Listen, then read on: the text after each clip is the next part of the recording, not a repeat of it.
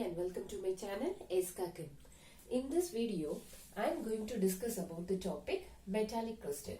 It is one of the type of crystalline solid. Okay, metallic crystals are formed by metals. Okay, so in metals, actually metals have low ionization enthalpy. Okay, what is meant by this ionization enthalpy is the amount of energy required to remove an electron from an isolated gaseous atom, that is called as ionization enthalpy. Okay, so these crystals are formed by the metals. Metals have low ionization enthalpy. Example for some metallic crystals are copper, nickel, iron. Okay, and etc. All the metals belongs to this metallic crystal. So if we take iron, okay, and I'll explain this ionization enthalpy with this iron metal. So atomic number of iron is 26. Okay, so the electronic configuration is 1s2, 2s2, 2p6. So we'll write it as argon 18. This is the nearest inert gas. Okay, it's a stable configuration. And after that we have 4s2, 3d6. This is the electronic configuration for iron. Okay, so this is the third orbit, and this is the fourth shell. Clear? And this is the valence shell. Actually, the fourth shell is the valence shell here. So this there are only 2 electrons in the last shell. So if you consider this, this is nucleus at the center. This is the first shell, second shell, third shell, and the fourth shell. Okay. So now here we have 2 electrons, and then 18. This is 8 electrons, right?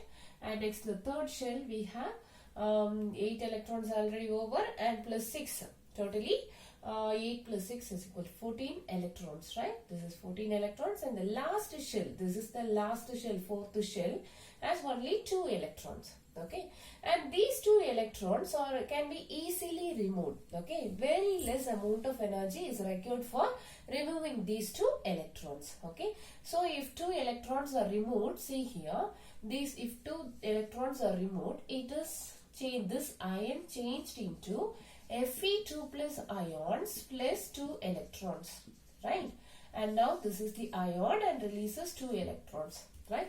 Due to this ionization energy, the iron metal gets converted into Fe2 plus ions and 2 electrons. If one more oxidation state is also there, it can also remove one more electron from 3D. Because if it attains D5 configuration, it is a half-filled stable configuration. So it can releases one more electron from the 3D also. Okay, so it can attains to oxidation state.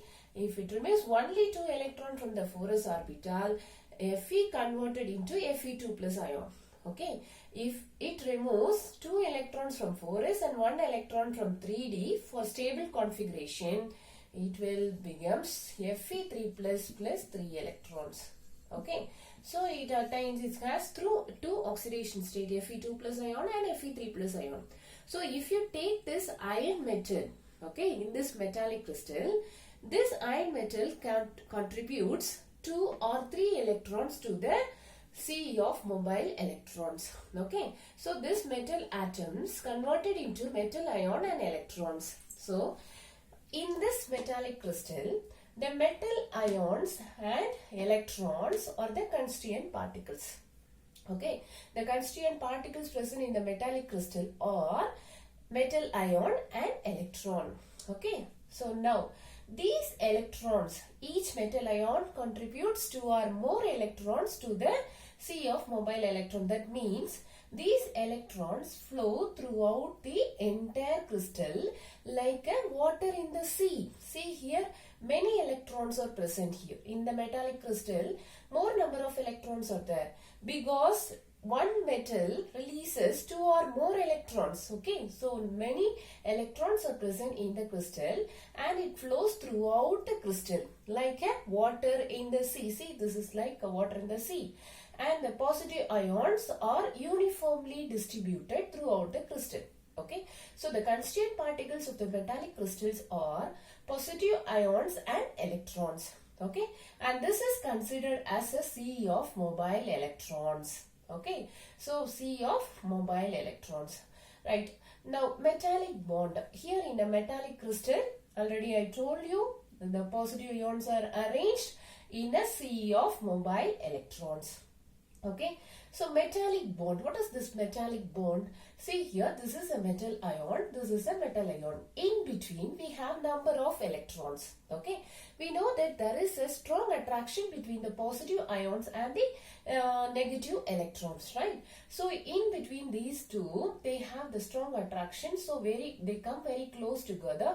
At the same time, these positive ions are also attracted by the negative ion.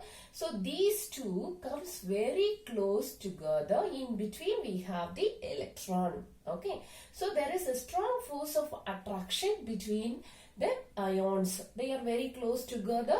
In between, they have some positive ions. So even though they are very close to each other, this bond is called as metallic bond. The force between the metal ions. Okay, metal ions, that is called as metallic bond. Right? This is a strong bond. Okay, and now this metallic crystal is an electrical and a thermal conductor. It is a good conductor of electricity. If we pass electric current in this metallic crystal, okay, the electrons moves towards the oppositely charged electrode, or positive ions moves towards the negatively charged electrode. This will happen. Okay, and we know that mobility of electrons are responsible for conduction. Here the electrons are moving. Okay, there are many electrons. It's like a sea of electrons. See, it's like a sea. Number of electrons are moving. So it is a good conductor of electricity. And thermal conductors, if you increase the temperature at one part of the crystal, this temperature, okay, it is transferred throughout the crystal by the mobility of electrons. The electron takes the temperature throughout the crystal. Okay, so it is a thermal conductor.